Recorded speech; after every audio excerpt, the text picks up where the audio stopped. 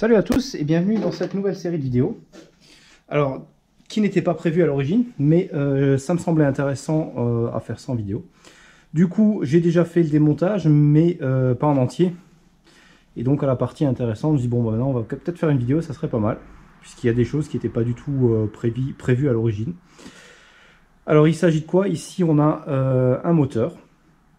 Donc, c'est un V8 4,6 litres Northstar, donc de Cadillac. Un moteur assez connu, autant bien qu'en mal. Il provient donc d'une Cadillac Seville 1993, donc en 4,6 litres. C'est un moteur qui fait 300 chevaux, 305 chevaux PS, donc pas chevaux DIN, hein, on parle de chevaux SAE, donc 305. C'est un moteur qui a eu quelques soucis, donc à l'origine, c'est un véhicule que j'ai récupéré avec un souci de boîte de vitesse. Donc il restait bloqué en première. Donc c'était pas grand chose, puis c'est connu sur la 4T80, donc la boîte automatique. C'est simplement un solénoïde qui se casse, donc plastique qui se casse pour des raisons de conception, de première conception, donc une petite modification, rien du tout. Et c'était réparé. Le problème, donc j'avais pas du tout prévu de faire ce moteur avant de terminer le van. Mais le problème, c'est que je dois faire les papiers et sans contrôle technique, donc véhicule non roulant pour l'instant, je ne peux pas les faire. Je ne peux pas passer le contrôle technique. Donc en urgence, enfin, en urgence, pas en tant qu'urgence que ça, mais en premier lieu, je vais faire ce véhicule-là. Donc il y a juste le moteur principalement à refaire, tout le reste est déjà préparé. J'ai dû sortir le moteur pour une raison toute simple. J'avais prévu de faire un rafraîchissement global de tout ce qui était autour, tout en bon état, mais tout en bon état en fait. Et il s'est avéré qu'il y avait un souci de compression. Donc en faisant un test de compression, j'avais certains cylindres qui étaient à 6 bars à la place de entre 10 et 12 à peu près d'habitude. J'en avais à 6 bars. Bon. À ce moment-là, en plus il y en avait plusieurs, ce qui était assez bizarre. J'ai même eu un doute sur mon compressiomètre. Mais finalement, c'était bien un souci. Donc, joint de culasse là-dessus. Alors, le Northstar, c'est un moteur réputé pour les soucis de joint de culasse. Alors ça, c'est clair et net, c'est réputé pour ça. Et donc, le gros souci qu'il y a eu, c'était les vis, donc les boulons de culasse qui sautaient. Alors, par exemple, donc on a ces boulons-là, il y en a je crois 20, 10 par culasse, je crois, qui sont du M11 par 1,5. Ou par 1, je ne sais plus maintenant.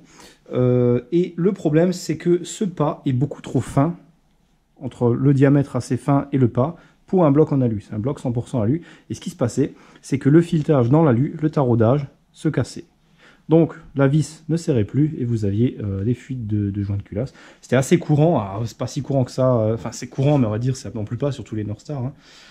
Pour solutionner ce problème, ils ont fait un pas plus gros sur les modèles suivants, ce qui a l'air de sembler, j'en ai aussi un de 2005, donc il n'y a pas de souci, ça a l'air de bien fonctionner, il n'y a pas eu de souci de joint de culasse. Celui-ci n'avait pas de souci de joint de culasse non plus, alors qu'il est de 93, c'est le tout premier modèle, le Northstar, qui est sorti en 93, donc, c'était pas un souci de joint de culasse, mais il a quand même fallu déculasser. Je vous montrerai ça en détail, on refera tous les tests quand le moteur sera refait parce qu'on va tout refaire. Donc on va sortir le vilebrequin ici, on va enlever les pistons, voir chaque piston, mesurer les diamètres, mesurer les alaisages des cylindres. On va faire une vérification complète. Donc ce que j'ai fait pour l'instant, j'ai juste déculassé, donc plus de culasse, on a enlevé la distribution. Tout ça, on va faire en vidéo pour le remontage. Le démontage, il n'y a rien de spécial, hein. Je vous montrerai au fur et à mesure, je vous expliquerai. C'est vrai que j'aurais bien aimé faire en vidéo finalement le démontage. Mais comme dit, c'était pas prévu d'aller aussi loin dans l'investigation. Et comme je suis assez pressé quand même de le terminer, parce que c'était pas le but de faire celui-là, bon, il va être fait, ça sera bien. Donc voilà, je vous expliquerai le remontage au fur et à mesure. Et on va quand même démonter déjà toute la partie là, je vais vous montrer pour ça. Alors ensuite, comme dit, le souci des joints des pas de vis. Alors, effectivement, ce bloc n'a pas le souci, mais on va pas risquer de remonter avec ces vis de ce type-là. Alors ce qu'on va faire, alors je les ai pas encore, mais on va utiliser des goujons. Donc plutôt que fixer la culasse avec ces longues vis, on va utiliser des goujons qui sont filetés en bas et en haut. et sur lesquels on va mettre un écrou. Donc les culasses vont être glissées sur les goujons et on mettra un écrou rondelle de l'autre côté. Alors quelle est la différence avec ces nouveaux goujons? Alors ces nouveaux goujons, puisque le souci c'est le bloc en alu, hein, pas la vis en acier elle ne bougera pas, c'est le bloc en alu. Donc les goujons qui viennent de chez North Star Performance ont été faits spécialement pour pallier à ce souci en agrandissant le diamètre. Donc le diamètre de la partie basse qui est vissée dans le bloc est beaucoup plus gros et avec un pas beaucoup plus gros également, beaucoup plus espacé. Donc juste la partie du bas bien sûr, puisque le haut reste à la taille d'origine pour pouvoir glisser les culasses, et en haut c'est un écrou acier, donc il n'y a pas de souci. Donc c'est le système de goujon le plus efficace, c'est ce qu'il y a à mon sens de mieux pour ce moteur. Alors donc il faudra repercer tous les pas de vis, donc tous les fixations des culasses d'origine dans le bloc. Donc le kit est livré soit avec outil ou sans outil. Donc avec outil de perçage, avec gabarit pour percer droit, tout ça. Et puis on va percer, ça se fait à la main. Et retarauder à une taille beaucoup plus grosse pour mettre les nouveaux goujons. Voilà, donc ça c'est important. Je vous montrerai plus tard sur la voiture, dans le compartiment moteur, ce qu'il en est. Hein. Comment que c'est. Le montage n'est pas évident sur ce moteur-là avec le North Star parce que c'est un moteur qui est placé, c'est pas une propulsion, hein, c'est une traction, donc il est un peu délicat à mettre et à enlever, à mettre, hein, donc c'est un peu serré tout ça, hein, voilà. Mais je vous montrerai ça. Donc le bloc en lui-même, il n'a rien de spécial, hein, c'est un bloc classique. Alors la particularité, on va le voir tout de suite, les paliers du vilebrequin sont tous assemblés en une pièce. Donc il y a toute cette pièce qui va s'enlever, qui forme les demi-paliers. Donc c'est une partie haute, une partie basse. Voilà. Alors là aussi, le défaut qu'il y avait sur ce moteur aussi, c'est la partie basse ici, la jointure, donc n'est pas toujours très étanche, donc ça fuit un peu, c'est un peu gras. Bon, ça, je dirais, chez nous, les moteurs gras, on voit partout. Hein. Besoin d'aller chercher bien loin. Et bon, c'est comme un moteur qui a 25 ans, qui tournait bien, je peux pas dire. Et donc, on va enlever maintenant la partie là et investiguer plus loin, puisque je vais faire en même temps tous les paliers, usés ou pas, je vais les changer, puisque je démonte de toute façon pour sortir les pistons. Donc le souci qu'on a eu, comme dit, on avait un manque de compression, puis j'ai fait un test d'étanchéité des cylindres, et il s'est avéré qu'il y avait une grosse fuite sur plusieurs soupapes d'échappement. Donc l'air passait dans l'échappement en faisant le test de fuite. Effectivement, alors est-ce que j'ai la soupape à proximité? La numéro 4. Je vais vous montrer ça, là voilà. Bon, je ne sais pas si on le voit bien la vidéo ou pas, mais si je la fais tourner, on peut voir qu'elle n'est pas ronde du tout, elle est complètement usée. Elle a commencé à brûler. Et lorsqu'on mettait la lumière, soupape fermée, bien sûr, on mettait la lumière d'un côté, ça traversait sur toute une portion où c'était totalement ouvert. Donc forcément, ça ne peut plus fonctionner comme il faut. J'aurais pu le faire passer au contrôle technique comme ça, mais je ne serais pas passé à cause du test anti-pollution, probablement, puisque les imbrûlés, les gaz, le mélange non brûlé sort déjà à l'échappement avant même d'être brûlé. Donc c'était pas la peine, j'ai démonté pour le faire tout de suite. Et puis je vais en profiter pour vous montrer tout ça aussi en même temps, puis c'est quand même intéressant. J'ai retrouvé également, donc par rapport à cette soupape, la soupape est foutue, donc on va les changer, c'est pas un souci. Par contre, on a les guides de soupape qui sont bien usés, donc c'est un moteur qui a 200 000 km. Bien que c'est un moteur qui tient normalement plus que ça, bon là, je sais pas ce qu'il y a eu pour les soupapes, hein. Surtout qu'il y en a 3 qui sont brûlés. Pas ce qu'il y a eu, qu'est-ce que l'ancien propriétaire a fait, c'est une voiture qui n'a pas tourné pendant très longtemps, puis qui a tourné, puis pas tourné, pas tourné, enfin, voilà, puisqu'elle avait souci de boîte. Hein. Et donc, le siège de soupape est foutu, le guide est usé, plusieurs guides, d'ailleurs on va changer tous les guides, on va mettre des guides en bronze, et les sièges de soupape d'échappement, on va changer ceux qui sont pas bons. Hein. Donc ça, c'est pas un souci, on va le faire. Donc pareil, ça sera intéressant de montrer ça en vidéo, puisque c'est pas quelque chose qu'on fait couramment. Hein. Enfin, plus maintenant en tout cas. Donc ça peut être intéressant à montrer. Ensuite, qu'est-ce que j'ai retrouvé encore? C'est à l'arrière la couronne du démarreur, une dent qui est cassée également. Donc voilà, ça on va le changer en même temps. Le volant moteur, on va changer en entier puisque la couronne est soudée dessus. Sinon, dans l'ensemble, tout le reste est plutôt bien. La distribution, il y avait un patin en plastique qui était bien bouffé, juste un. Bon, on va changer, distribution sera mis à neuf. Donc c'est un système à 3 chaînes, donc rentre bien complexe, un système très fiable là-dessus. Sinon, globalement, je pense que c'est tout. On va donc voir pour les pistons et faire ce qu'il y a à faire. Donc maintenant, ce qu'on va faire, donc là j'ai juste enlevé le carter d'huile et la crépine. Alors attention, sur ce moteur, la crépine est fixée par un des écrous ici, et ici par une vis. Okay, donc la vis, on la reconnaît, elle est plus longue que les autres. Voilà, on peut voir la différence. Donc c'est celle qui vient ici la plus longue, puisque les autres, les petites qui sont ici, partout, sont plus courtes. Donc on va démonter tout ça. On va pas s'embêter. Tourne encore la vidéo, ouais. Et on va commencer par démonter toute la partie là, avec les douilles de 15.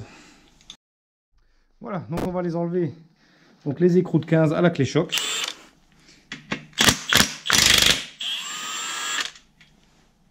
On met tout ça là-dedans.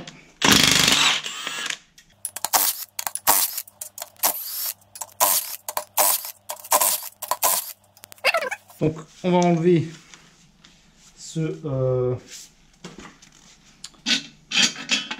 cette pièce là. Donc c'est qu'est-ce qu'on a ici? C'est intéressant. Ok, d'accord. Ok, donc on va enlever ici le c'est pas la crépine, c'est plus le nom, c'est pas grave. Donc ça permet simplement d'éviter les éclaboussements du vilebrequin, donc de faire, comment vous expliquer ça, si vous voulez, ça évite d'entraîner l'huile, lorsque le vilebrequin tourne vite, entraîner l'huile du carter vers en haut. Éviter les éclaboussures vers le bas et mélanger tout ça. Donc ça permet d'avoir un meilleur graissage. Donc, déjà à première vue, on peut voir pour un moteur, ce qui m'étonne d'ailleurs pour un moteur de 200 000 km, puis c'est bien celui d'origine, hein, il n'a pas été refait. On a bien le numéro de série, le même que le véhicule. Les joints de culasse sont des origines, donc GM, pas à moins qu'ils ont été refaits en GM, mais ça m'étonnerait. Ce qui m'étonne, c'est qu'il est relativement propre. Donc là, on peut voir, hein, je veux dire, j'arrive pas à le tourner à la main, mais c'est un moteur très propre.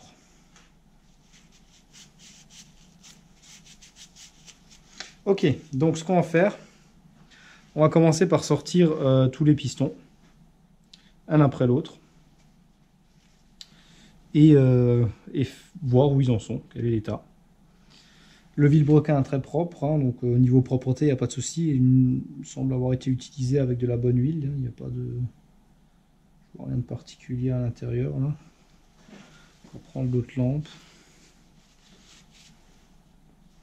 Non, c'est très propre, rien à dire. Tous les cylindres sont également très propres.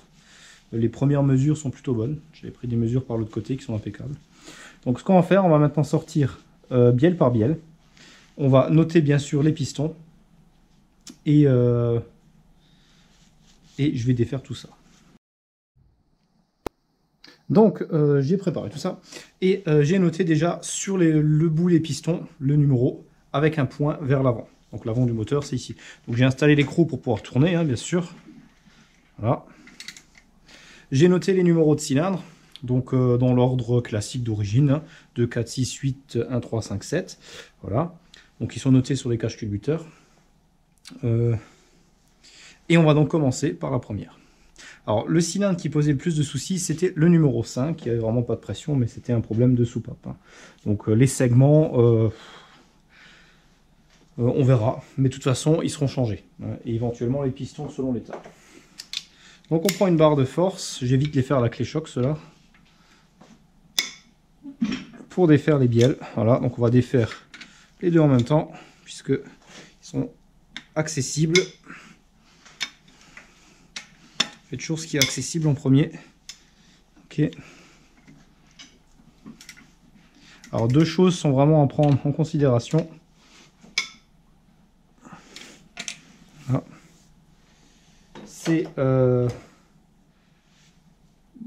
donc l'utilisation pour les bielles, ce qui est à prendre en considération, c'est les chapeaux doivent revenir sur les mêmes bielles. On n'inverse jamais les chapeaux puisqu'ils sont usinés ensemble, ils sont par paire. Et on les met bien sûr du même sens, on ne peut pas les tourner. Il y a un avant, un arrière, ok? Donc ça c'est très important à prendre en considération. Alors sur ce moteur, on peut voir, si on regarde bien, là ils sont juste desserrés, voilà. On peut voir une pointe vers l'avant, une pointe vers l'arrière. Donc le but c'est que les deux flèches viennent ensemble, partout. Donc c'est par paire. Hein. Voilà, donc ça c'est comme ça sur ce moteur.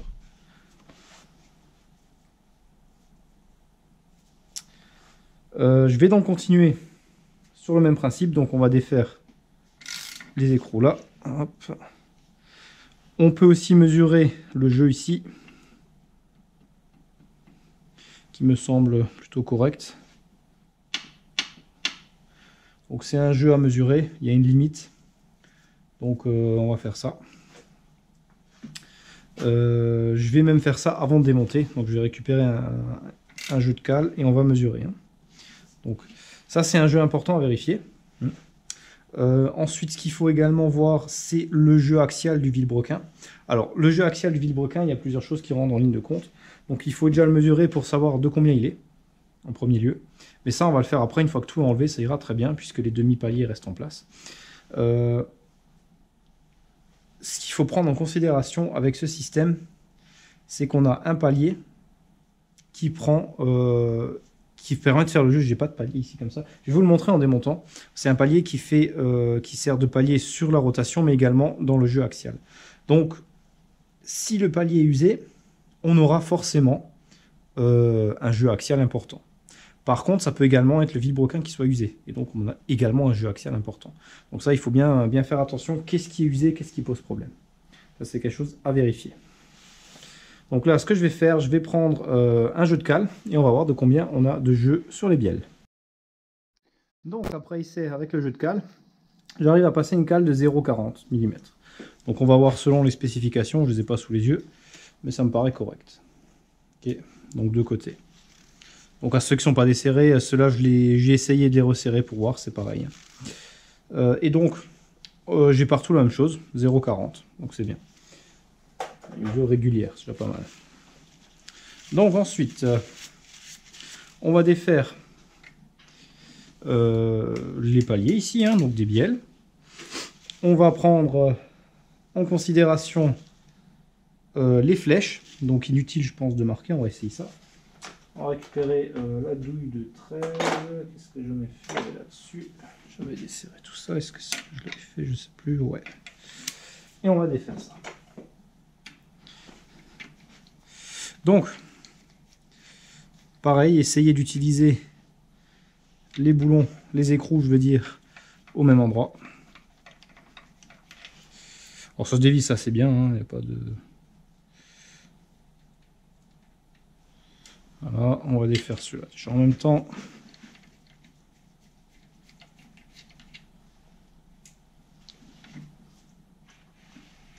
tourne doucement, le palier est défait, voilà.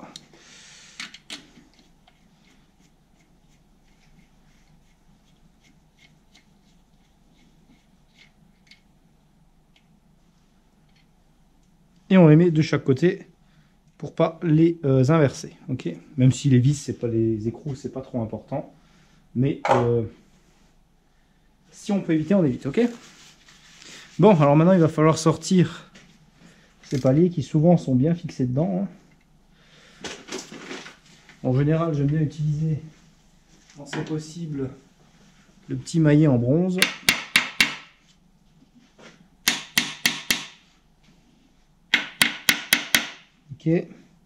Pour les décoller. Parfois ils viennent mieux. Voilà. Voilà, je vais donc installer maintenant. Alors les bielles sont bien coincées dedans. On va pas forcer, c'est pas grave. Vaut mieux faire attention de ne rien casser plutôt que forcer bêtement. Donc ce qu'on va faire, on ne met surtout pas un tournevis et on frappe machin, non merci. On peut prendre un jet en bronze, j'ai essayé et ça bouge pas, donc on ne force pas, c'est pas grave. Je les ai tous desserrés, juste desserrer les écrous. Et on va enlever tous les demi-coussinets du vilebrequin. Et on aura ensuite, une fois que toute cette partie sera enlevée, on aura bien accès pour faire levier et les enlever. Donc, je ne sais pas si on voit, ici j'ai mis le comparateur sur le bout du vilebrequin. Et on va jouer sur son jeu axial pour voir combien on est. Donc on fait levier délicatement, maximum ici. On met à 0 et on fait levier de ce sens. Et on a, sans trop forcer, juste un coup, voilà. On a 0,3, on a 3 dixièmes, je veux dire, 2 mm de jeu. Ce qui est impeccable puisque la tolérance donne au remontage 0,5. Donc 0,5, donc 5 dixièmes, 0,5 mm. Ok. Donc de ce côté-là, on est bon. Sachant qu'on va mettre des paliers neufs, hein, donc ça c'est encore avec les vieux paliers. Donc ça va encore s'améliorer. Du moins, je l'espère. Donc, ce qu'on va faire maintenant, on va enlever toute la plaque. On va donc enlever toutes les vis. Hop, ça, hop, comme ça. Toutes les petites vis. Et on va s'occuper d'enlever la plaque principale ici, ok? Donc, ensuite, donc on va enlever les petites. Et ensuite, on enlèvera les grosses ici. Hein. Donc, les grosses tiennent la plaque là. La plaque sandwich du dessous qui forme les demi-coussinets. Ensuite, on pourra enlever ça et arriver au vilebrequin. Alors, pour faire ça, donc déjà, on va enlever les petites vis de 10. On va voir si ça marche avec la visseuse. Super, donc on les dessert. Un peu dur. Ok. Alors j'évite d'utiliser la clé choc pour ce genre d'opération, qui parfois est un peu violent pour un bloc en alu, et éviter de casser les vis en cas de problème. Hein. Enfin les filetages dans l'alu surtout. Hein. On les a enlevés, il n'en reste plus. Non. Et maintenant on met en deuxième vitesse pour aller plus vite pour le démonter.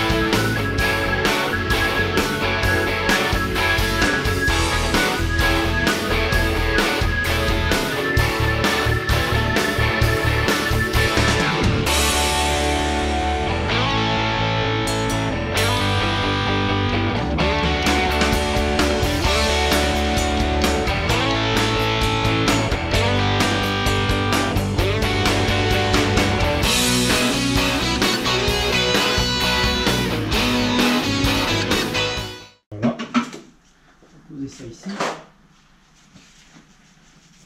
Donc on devrait être en mesure d'enlever la plaque maintenant ici. On va y aller doucement. Vérifier qu'on n'ait pas oublié de vis. Je n'en vois pas. Ok. Ensuite on va enlever encore toutes les vis de 10 qui restent ici pour enlever la plaque sandwich ici. Hein. Là, si on voit encore grand chose, est-ce qu'on est encore bien? Ouais. Disons que ça va. Donc, on va trouver un petit tournevis. On va l'enlever doucement. Alors, parce qu'il y a un joint métal en plus en dessous, là, donc il faut faire attention. Voilà. Donc, voilà ce qu'on a ici. On a tous les passages d'huile, déjà, pour commencer. Donc, si je la mets de l'autre sens, on peut bien voir les petits joints, là. Donc c'est une plaque relativement spéciale. À faire bien attention de ne pas endommager.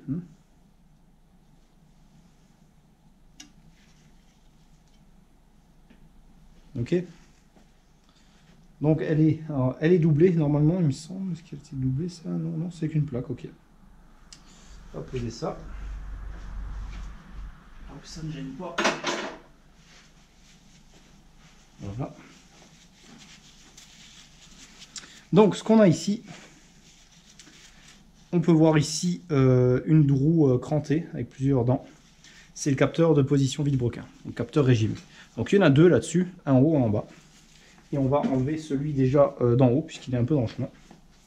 Avec la machine, ça marche avec ça, c'est du 10. Voilà. Parfait.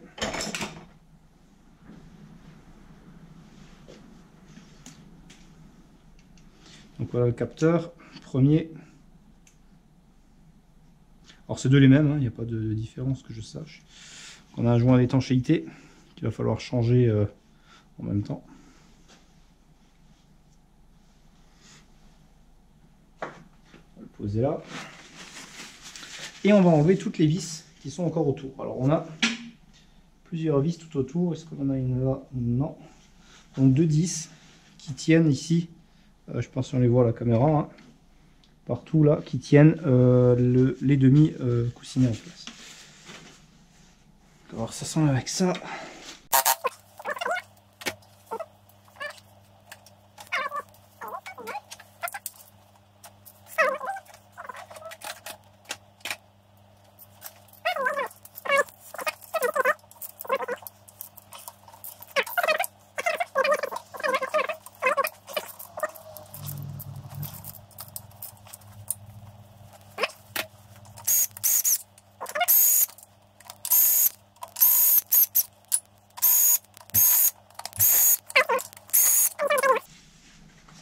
Alors à noter aussi une chose, c'est que la semelle ici va de pair avec le bloc. On ne peut pas changer la semelle sans changer le bloc ou sans réaliser le passage. Hein. Donc ça c'est important à savoir. Ok, on est maintenant prêt à enlever la partie. Donc je vérifie qu'il ne reste plus rien normalement. Ça devrait aller. Ok, on a juste à faire ce qui se passe bien sûr. On a juste à trouver un point pour faire levier. Et ça devrait partir. Ils n'ont pas été très... Il y a beaucoup de saleté partout là. Ils n'ont pas été très cool sur les points de levage puisque ils n'en ont pas mis beaucoup. Hein.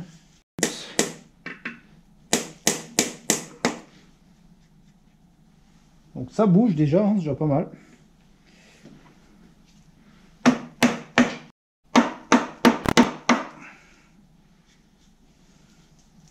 Alors ce côté, on va faire levier délicatement la rentre pour pas abîmer. Ah ouais, c'est bon, ça vient tout seul. Ah. Il va tout doux quand on fait levier, hein. Faut vraiment pas abîmer les surfaces. Bon, bien que là-dessous c'est moins important, c'est un joint qu'on va devoir d'ailleurs modifier. Voilà. Et la partie là est enlevée. On peut la retirer. Vous voyez, voilà ce qu'on retrouve. Ok. Et on peut voir les coussinets. Et toute l'huile qui vient de me couler dessus, hein, on peut la voir aussi. Qui sont relativement en bon état. Quelques petites traces d'usure, bon. Mais ils sont pas vilains. Ok. Ils sont très épais comme on peut le voir. Hein. Donc ça on verra, on fera une mesure par plastigage au moment voulu. Ok. Alors le vilebrequin en lui-même, les paliers ont l'air propres. À première vue, il n'y a pas de... Il n'y a pas de souci. Hein. Ok. Et comme on peut le voir maintenant, on a plein accès à la partie là. Donc, ici on a le fameux joint en deux pièces là, un de chaque côté, qui sont un vrai problème d'étanchéité sur ce moteur. Ici le joint SPI d'ailleurs. Alors ce joint SPI arrière sortie moteur va être changé bien sûr, hein. C'est surtout un truc très important à changer quand vous démontez un moteur parce qu'après on n'y a plus accès. Donc ça on le mettra en dernier quand tout sera remonté. Hein. C'est assez propre. Ça a l'air correct. Hein. C'est pas mal. Ça sera fait. Et comme on peut le voir maintenant, on a un bel accès. Pas couler partout dessus, hein, ça va. On a un bel accès au niveau des bielles. Donc on va prendre le maillet.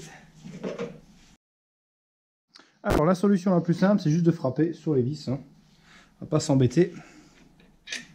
Voilà, premier palier d'enlever. Ok.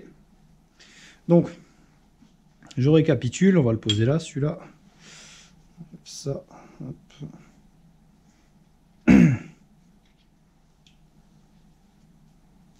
Donc là, le palier, hein, il est resté dessus. Donc on va l'enlever. On va l'enlever après. Voilà. Donc il suffit de s'aligner relativement bien avec le cylindre. On utilise un maillet en bronze, ou en cuivre, ou en plomb, et on tape là-dessus. Hein.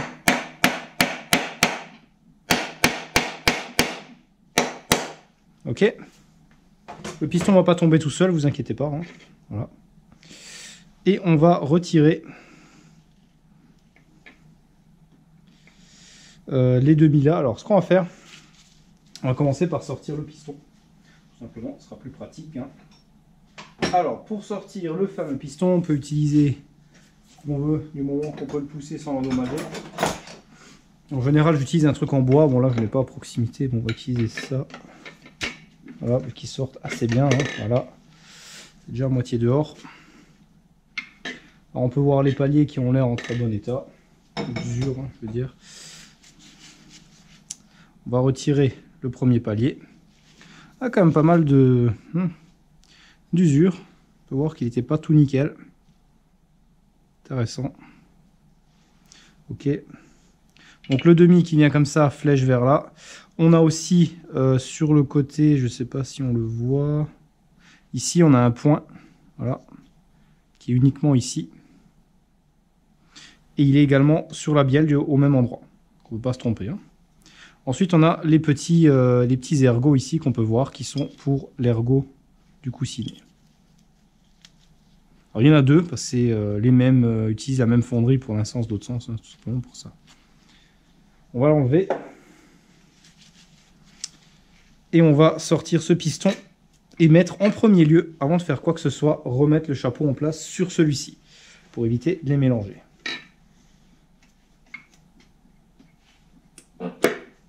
Et on fait très attention de ne pas rayer le cylindre en passant la bielle. Voilà. Et on va remettre tout de suite le chapeau en place. Là, on peut voir l'usure également. Okay. Et ici, le point qui est ici dans la fonderie, qu'on retrouve à cet endroit-là. Donc le point vient en face du point. Ok, comme ça. Voilà. On va remettre les écrous. Juste les visser dessus. Hein. Donc j'ai marqué un point vers l'avant. Alors normalement il y a un repère en dessous. Je me souviens bien. Normalement un repère à l'origine dessus. Bon c'est pas grave. Il y a encore plein d'huile. On va visser ça en place. Voilà.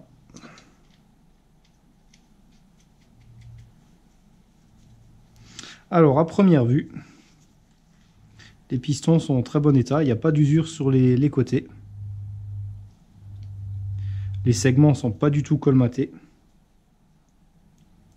Ok. Une usure normale. Le piston, on n'a pas spécialement de jeu. Dans la bielle, très bien. Il tourne librement, c'est bien. Ok. C'est une première analyse vite faite. Et on peut voir ici le piston, encore les traces d'usinage. Donc il n'a pas du tout frotté sur les cylindres, ce qui est très important. Tout autour, ça a l'air super. Donc avec un peu de chance, on pourra réutiliser les pistons d'origine. Donc comme il est noté, on va simplement les poser. Voilà. Et donc je vais faire strictement la même chose sur tous les autres. Et je vous reprends quand c'est fait, puis ça sert à rien de tout filmer, étant donné que la batterie a une durée de vie limitée quand même. Alors, après avoir démonté donc ici tous les pistons et toutes les bielles, on a le vilebrequin qui est encore posé dedans, donc bon, on peut l'enlever, hein, il est juste posé. Donc il tourne librement. On vérifie que tous les paliers sont en bon état, ce qui est plutôt pas mal au niveau des paliers du vilebrequin. Donc il n'y ait pas de rayures profondes qu'on puisse sentir avec l'ongle, donc ça c'est important. Et on va effectuer les mesures. Alors une chose à voir, je vais vous montrer ça. On peut voir ici les paliers. Alors les paliers vilebrequin en eux-mêmes sont en bon état. Par contre ceux des bielles, il y en a pas mal qui sont très rayés. On peut le voir, hein, c'est vraiment de la grosse rayure. Heureusement ça n'a rien fait ici, puis c'est des paliers en aluminium, donc ça se raye facilement. Donc encore une fois, je suis content d'avoir ouvert pour voir ce qui se passe. Donc, ce qu'on va faire maintenant, on a ici, j'ai imprimé ici toutes les spécifications donc du moteur en totalité, c'est-à-dire les diamètres maximal et minimal qu'on doit avoir. Donc on va chercher dans un premier temps les diamètres des mantons ici, ok, pour vérifier le diamètre. Alors ensuite, on fera le diamètre des paliers principaux, palier principal, ici, et on verra où on en est. Donc je vais vous montrer ça. Alors, on a ici, pour le vilebrequin, alors ça c'est le diamètre là. Alors un diamètre ici, donc c'est celui-ci. Donc un diamètre de 53,948 à 53,962. Donc ça c'est les diamètres qu'on doit avoir globalement là-dessus. Alors on a 3 chiffres après la virgule, mais c'est surtout parce que c'est une conversion d'une mesure en pouces, hein, donc pas trop se fier là-dessus. Hein. Et on va voir ce qu'on a avec ça. Donc on va utiliser un micromètre. Alors, important, le truc le plus important, je dirais, c'est d'utiliser un micromètre en bon état, déjà, bien sûr, forcément, et surtout parfaitement calibré. Donc celui-ci, je l'ai recalibré, j'ai vérifié en tout cas, parce qu'il était bon, j'ai vérifié avec une cale étalon. J'ai même vérifié avec 2 cales étalons. J'ai vérifié avec une cale de 50 pour sa petite dimension et une cale de 70 pour, bon, il va jusqu'à 75, mais j'ai pris une 70 pour avoir 2 points de mesure. Et on est parfaitement bon. De préférence, alors je préfère utiliser les micromètres avec touche en carbure, puisqu'ils sont... alors, la touche en carbure, elle est plus dure déjà, puis elle ne s'oxyde pas et elle s'use beaucoup moins. Et là où je suis plutôt... où je préfère utiliser celle en carbure, c'est le ressenti qu'on a sur la pièce. On a un petit grincement quand on sait vraiment qu'on est bon, hein, qu'on n'a pas avec les touches HSS. Mais bon, ça marche très bien avec les touches classiques, en acier traité ou HSS ou peu importe. Donc, parfaitement calibré. Je recommande toujours les cales étalons plutôt que l'étalon qui est livré avec. Parce que j'en ai déjà eu qui ne sont pas super précis, hein, comparé à une cale étalon. Alors ça dépend bien sûr des classes de cale étalon, hein, c'est toujours une question de classe. Parce que là, c'est une classe, je ne sais pas si c'est mis dessus. En tout cas, les cales étalons que j'ai sont des classes 1, il me semble, ou des classes 0, je ne sais plus. Mais en tout cas, relativement précis. Donc, on va bien sûr nettoyer la surface, que j'ai déjà fait. Hein, donc là, elle est très propre, elle n'a pas de saleté. Un tout petit peu de gras, mais ce n'est pas gênant pour cette mesure-là. Alors, et on va mesurer 2 choses. On va mesurer le diamètre. On va mesurer le diamètre à plusieurs points pour voir si on n'a pas de faux rond, puisqu'on est limité au faux rond. Alors, pour le faux rond, on est limité à 0,004, donc 4 millièmes de millimètre, 4 microns maximum. Et pour la conicité, à 5 millièmes, un demi-centième. Donc la conicité, on va la mesurer de là à là. Alors, on la mesure... Alors là, il faut bien prendre en considération une chose, c'est qu'ici, moi vous montrer ça, ici on a 2 paliers, ok? Donc on mesure chaque palier séparément, on ne mesure pas la conicité de là à là, ça ne sert à rien, puisque chacun est séparé. Une bielle ici, une bielle là, donc c'est 2 paliers qui sont l'un contre l'autre, tout simplement. Alors on va mesurer, on va faire une première mesure, on va mettre ça à peu près ici, alors bien sûr pas mesurer là où il y a les trous forcément. On va déjà le mettre comme il faut. Et on va faire une première mesure. Hop. Et là, on sent bien avec la touche carbure ce qu'on ne ressent pas. Alors, on l'entend pas à la caméra, je pense, parce que c'est un peu huileux, donc ça grince pas vraiment. Ok. Et on peut refaire. Voilà. On bloque. Ou on lit sur place si on y arrive. Voilà, donc notre mesure, on avait dit qu'on ne devait pas dépasser, alors 53, 94, 8, et on peut voir qu'on est, vraiment presque à 95 ici, donc on est vraiment à la tolérance, on est dans la tolérance. Alors ça, c'est pas les tolérances d'usure, c'est les tolérances neuves. Donc on va voir ce qu'il dit sur les tolérances d'usure. Et donc on est exactement à 80, donc c'est pas au micron, hein, comme dit, on ne se prend pas sur les microns. Mais 53,95, légèrement en dessous. Hein. On essaye maintenant. Donc là, j'ai pris une première mesure rapide. Et on va prendre une mesure tout au bord. Ici. Pas trop au bord parce qu'on a un petit... un arrondi sur le bord. Donc ça, on ne veut surtout pas fausser nos mesures avec ça. Là, on voit bien, on a 95 tout pile. Arrivé au milieu avant... Pas tout à fait au centre, donc sur la bielle. Ok. on a 95 tout pile. Ok. Et au milieu, on a légèrement en dessous, comme j'ai mesuré avant. Donc je dirais 2 à 3 millièmes maximum en dessous. Donc on est largement dans la tolérance préconisée. D'accord? Donc du moins sur la partie là. Maintenant, on va faire une mesure plus ou moins de l'autre sens. Si ça gêne trop, on peut éventuellement enlever le vilebrequin. Mais on va y arriver à la faire comme ça. Voilà. On est sûr que tout est propre, hein, pas de saleté, même de reste de peluche, de chiffon, ça fausse totalement la mesure. Hein.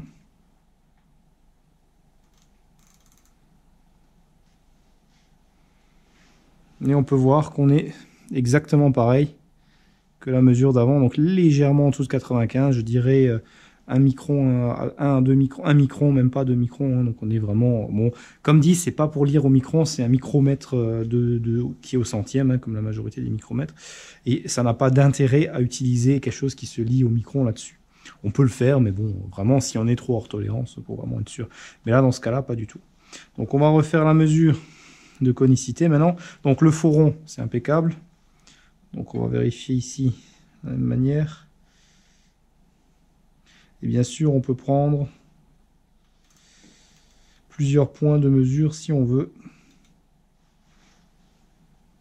Voilà, 95 tout pile.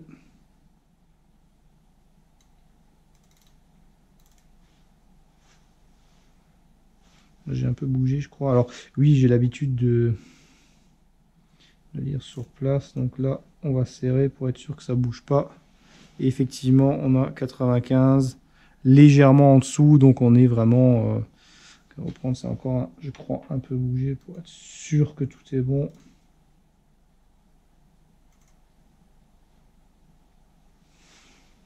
C'est ça, on est un tout petit peu en dessous de 95.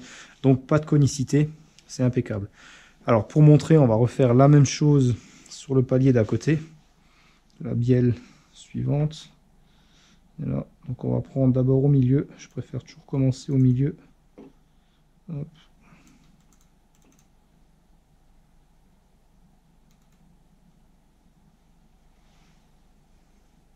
Pareil, 95, légèrement en dessous.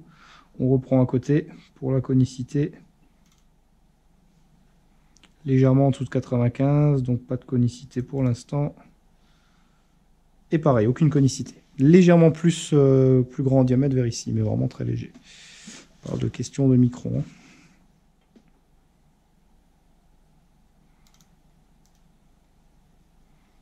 Légèrement en dessous de 95, donc pas de faux rond.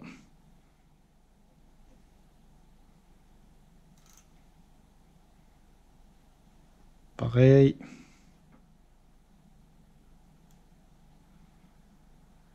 Et pareil. Ok? Donc là, on a ici un premier palier qui est impeccable. Alors par contre, petite précision ici, les touches carbure ont toujours tendance à faire des toutes petites marques qu'on arrive à enlever facilement. Hein. Partout là. C'est l'inconvénient des touches carbure parfois. Donc ça s'enlève au doigt, c'est vraiment juste dans l'huile. Hein. Mais faites attention les touches carbure de ne pas venir cogner parce que ça fait directement une marque. Hein. Donc, ce premier palier ici, il est impeccable. Donc on ne va pas y toucher. Bah, d'ailleurs, on va toucher à aucun palier puisque, à mon avis, ils seront tous déjà à vue d'œil. J'ai un peu regardé si celui-là, c'est bon. Hein. Pas de trace anormale d'usure, donc je serais étonné que ça soit pas bon.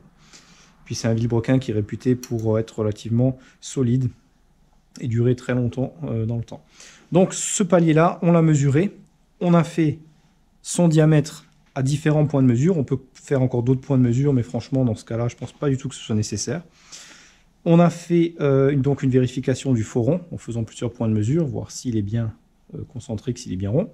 Et on a fait la vérification de la conicité. Donc on peut avoir une usure en tonneau, on peut avoir une usure en différents types d'usure, hein, plus sur les bords, plus là, enfin, tout à fait possible. Et là, on est dans les tolérances, largement dans le centième, heureusement. Et c'est impeccable. Donc, ce palier-là est bon. On va maintenant refaire exactement la même chose. On peut voir que c'est pas bien compliqué sur les autres paliers. Et ensuite, j'enlèverai le vilebrequin. je le mettrai sur l'établi et je vais mesurer les paliers ici. Alors ceux-là sont un peu plus compliqués parce que on peut facilement prendre un point de mesure, mais il faut un peu jouer parce qu'il y a les contrepoids et la roue du capteur régime qui est un peu dans le chemin, donc il faut un peu jongler, hein. Donc ça c'est normal, il n'y a pas de souci. Donc j'insiste sur une chose extrêmement importante à mon sens, c'est vraiment d'avoir un outil qui soit précis, hein. Un outil que vous connaissez, un outil en lequel vous avez confiance et qui est vérifié. Celui-ci est vérifié constamment. Tous mes micromètres, je les vérifie régulièrement pour les étalonner, hein. Donc on peut les laisser faire étalonner, bien sûr, par des entreprises d'étalonnage, mais j'ai parfaitement confiance avec mon matériel et je sais que mon étalonnement sera très bien, il n'y a pas de souci. Ensuite, une fois qu'on a fait une vérification complète, donc du vilebrequin, on va passer à la vérification. Alors, il y a plusieurs vérifications qu'on va pouvoir faire. On va vérifier les alaisages en détail, donc on va retourner le bloc.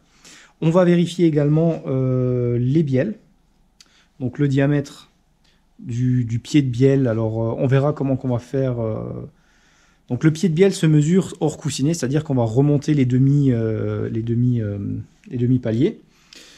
On va les serrer au couple et on va vérifier le diamètre et la concentricité du diamètre du bas, là où viennent les paliers. Donc, ça, c'est important. Ensuite, on va vérifier à la tête également là où vient se mettre l'axe du piston, voir l'usure, parce que là-dedans, on a une bague en bronze, voir où on en est à partir avec l'usure de la bague en bronze. Les pistons, je compte à mon avis les changer. Donc j'ai fait quelques mesures vite faites, je vous montrerai ça plus en détail. Alors, les pistons, comme dit, j'ai à mon sens, beaucoup de jeu entre les pistons et les alaisages. Les pistons sont un peu en sous-dimension et j'ai l'impression que mes cylindres sont en surdimension, en tout cas de celui que j'ai vérifié. Et on vérifiera ça plus en détail, je vous montrerai le procédé. Ensuite, qu'est-ce qu'il nous reste à vérifier? Bon, la segmentation, comme dit, si on change les pistons, inutile de vérifier la segmentation. Hein, donc je peux éventuellement je vous montrerai les mesures sur la nouvelle segmentation, puisque les nouveaux segments ne sont pas des pièces qu'on vient prendre et qu'on installe comme ça, hop, on met tout ça en place sans rien mesurer. On installe tout et on mesure tout. Tout doit être mesuré, même si c'est neuf. Voire même ajusté pour beaucoup de segments, pour ajuster le jeu de segments, la segmentation. Donc ça, c'est hyper important. Qu'est-ce qu'on a encore à vérifier? Je pense que c'est à peu près tout. Donc du moment que tout est bon au niveau du bloc et à ce niveau-là, alors on verra si on va réaliser le bloc ou pas, ça c'est encore une opération, je ne sais pas, donc il faudra voir selon le diamètre des cylindres. Donc ici on a un bloc en alu avec des chemises en fonte, donc c'est des chemises qui sont pressées dedans mais qui ne sont pas démontables. Alors bien sûr c'est toujours démontable dans le sens où on pourrait effectivement les réaliser et les enlever entièrement, pour en réinstaller des neufs, ce qui n'a strictement aucun intérêt dans ce cas-là, puisqu'on peut les réaliser une taille au-dessus. On trouve facilement les pistons de taille standard, de taille 0,25 mm en plus, 0,50 mm en plus, 0,75 et 1 mm en plus. Donc, un choix est à faire, parce que le fabricant, donc là, on est en tolérance, on est en code d'origine encore, donc le plus logique serait de prendre le 0,25, qui est la cote suivante. Le fabricant donne un maximum de réalisage de 0,50. Par contre, on trouve des pistons jusqu'à 1 mm. Donc, ça doit quand même être possible d'aller jusqu'à 1 mm pour ce moteur. Mais la préconisation est de 0,50. Voilà, on va donc... je vais mesurer les autres paliers. Alors, faites-vous... Moi, ce que je conseille toujours de faire, c'est de faire un carnet de notes dans lequel on va faire un schéma, par exemple, du vilebrequin. On va noter toutes les dimensions. Ce qui va nous donner une idée générale du vilebrequin et d'avoir une note des dimensions actuelles. Alors, on va maintenant s'occuper de la mesure des alaisages. Donc, on va régler l'outil, puis on va aller sur le bloc de nouveau pour faire les mesures. Donc, j'ai l'habitude de faire une feuille de ce type-là, donc c'est basique, rien de spécial. Donc, pour chaque cylindre, 3, 4, 5, 6, 7, 8. Et ici, alors H pour en haut, M pour le milieu et B pour le bas. Donc c'est quoi? on a la mesure du sens de la longueur et de la largeur. Donc on va prendre 2 mesures par cylindre pour prendre le diamètre et vérifier le faux rond. Donc en haut, à quelques millimètres du bord, à peu près au milieu et à quelques millimètres d'en bas. D'accord ? Donc le cylindre 1, je vais noter la dimension longitudinale de ce sens et la transversale, je la note de ce sens. Je sais pour chaque cylindre qu'est-ce qui est quoi. Hein. Voilà, tout simplement comment je fais mon tableau. Alors c'est un brouillon, on peut le mettre au propre après. Bon voilà, ça c'est rien de spécial.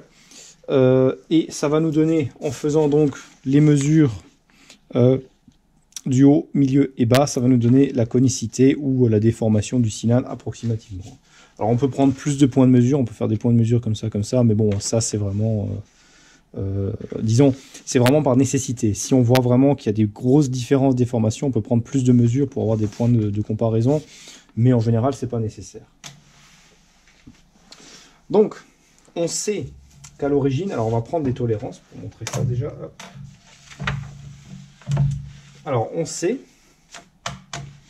que notre moteur doit avoir un diamètre. Alors, où est le diamètre ici. On sait que c'est déjà un moteur avec des alaisages de 93 mm, dont la tolérance est, alors on l'a ici, hein, de 92,993 à 93,008 mm. Donc ça c'est la tolérance 9. À 41 mm, alors pourquoi 41 pas 40, hein, bon, après, voilà, du dessus, de la surface du bloc. Hein. Alors, ça c'est une tolérance d'origine, c'est pas une tolérance d'usure. Hein. Donc il faut bien faire la différence entre la tolérance de fabrication et la tolérance d'usure. Ensuite, la tolérance d'usure, j'espère qu'on voit quelque chose là. Hein. La tolérance d'usure, elle doit être notée ici. Elle est de 1/10 pour l'ovalisation, donc le faux rond, et 1/10 de, ce qui est quand même beaucoup, hein, 1/10 de millimètre pour la déformation, la conicité. Ok ? Donc ça, c'est la différence qu'on peut retrouver là-dedans. Hein. Alors, on n'a pas vraiment une différence sur le diamètre qui est donné, hein, réellement, d'usure maximale sur le diamètre, mais on l'a déduit par rapport à ça, qui est ici en bas, là, qui est le jeu entre le piston et la chemise, ok, qui est donc de 0,20 mm à 0,51 mm. Toujours à 41 mm en dessous, ok. Puisqu'on mesure, alors ils sont donnés, pour mesurer le piston, c'est également à 41 mm de la tête du piston. Mais ça, on verra après. Donc, on sait que notre dimension de base est de 93 mm, puisque c'est le milieu. Le moteur est donné à 93, et ça, c'est la tolérance plus ou moins temps et temps. Okay. Donc, ce qu'on va faire, on va régler, on va utiliser ici un alésomètre. Okay. Un alésomètre qui doit être, bien sûr, comme tout matériel de précision, parfaitement entretenu, parfaitement fonctionnel. Donc ça, c'est super important, surtout dans le cas de ces mesures-là. On va mettre une touche ici de 90 à 100 mm. Voilà, donc la touche 90-100 qui est la plus grande pour celui-ci. On va le mettre en butée. Hop. Alors, elle est réglable. Hein. Pas besoin de serrer comme un bourrin, on met juste un petit coup. Hein. Elle est réglable pour une dimension de 90 à 100 mm. Donc, ici, ce qu'on va faire, on va prendre un micromètre. Alors, avec un support, c'est beaucoup plus pratique, croyez-moi. Alors, vous pouvez même mettre, si vous n'avez pas de support, vous mettez 2 morceaux, des mordous dans votre étau, ou bien des protections caoutchouc, ou aluminium, ou carton. Et vous le serrez légèrement dans l'étau pour le maintenir en place. Mais vraiment légèrement, on ne veut pas l'écraser. Hein. Donc voilà, pas besoin de le déformer non plus. Donc, on vient le régler à 93 mm parfaitement. Où est-ce que ça en est? C'est moi de régler ça, voilà. Hop. Voilà, on l'a bien mis à 93 mm. Et on a bloqué la vis de blocage, ok? Et maintenant, on va venir calibrer notre outil. Alors, j'espère qu'on va voir quelque chose, parce qu'il est relativement grand. Tu vois, on n'en verra pas la tête. Je vais essayer de l'avancer encore un peu.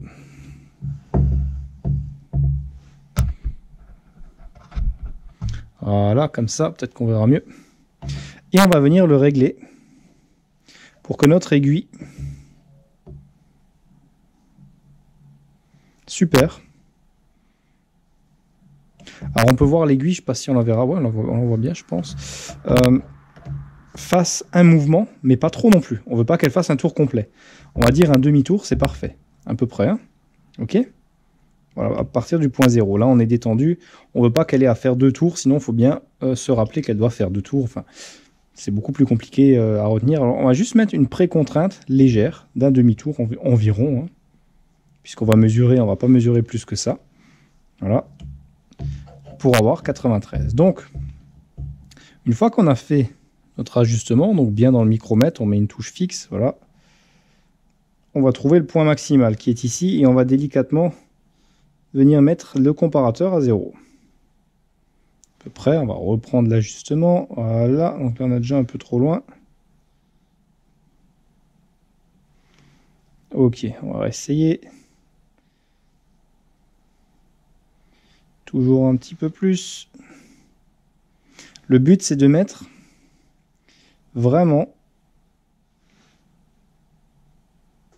notre outil à 0 sur 93 mm. Alors, des fois, c'est pas évident parce qu'en plus, c'est vachement long et c'est pour ça que je dis qu'un support est très appréciable pour maintenir le micromètre.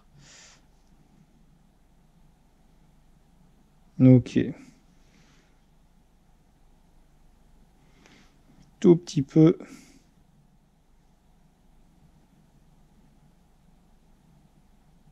Ok, là on est bien à 0. Voilà. Très peu de choses près. Hein. Voilà. Et on sait maintenant qu'en faisant un demi-tour de cadran jusqu'à 0, on sera parfaitement à 93 mm. Ok. Là, hop. Là, c'est 93 à 0. Puisque notre outil est calibré. Pour ça, on refait une vérification. On vérifie que tous les touches sont parfaitement propres. Ce qui est parfaitement le cas. On vient remettre en place et on vérifie qu'on est bien à 0. Ok, parfait, on est bien à 0. Et on a maintenant un outil qui est calibré pour être à 93 mm, qui est notre mesure de base. Une fois qu'on a nos 93 mm, on va venir maintenant mesurer dans nos alaisages et on va voir où on en est sur l'aiguille. Et on aura juste à déduire, par exemple, si elle nous montre 5 centièmes, on déduit 5 centièmes, on rajoute 5 centièmes plutôt, puisqu'il sera large, il sera au-dessus de 93. Selon où il est, au-dessus de 0, en dessous de 0, on rajoute ou on enlève ces centièmes aux 93 mm et on a notre mesure avec précision. Ok. On va donc passer maintenant au bloc. Le micromètre n'est plus nécessaire. On va les laisser en place pour une raison assez simple, c'est qu'une fois qu'on a fait nos mesures, on vient revérifier que rien n'a bougé à ce niveau-là.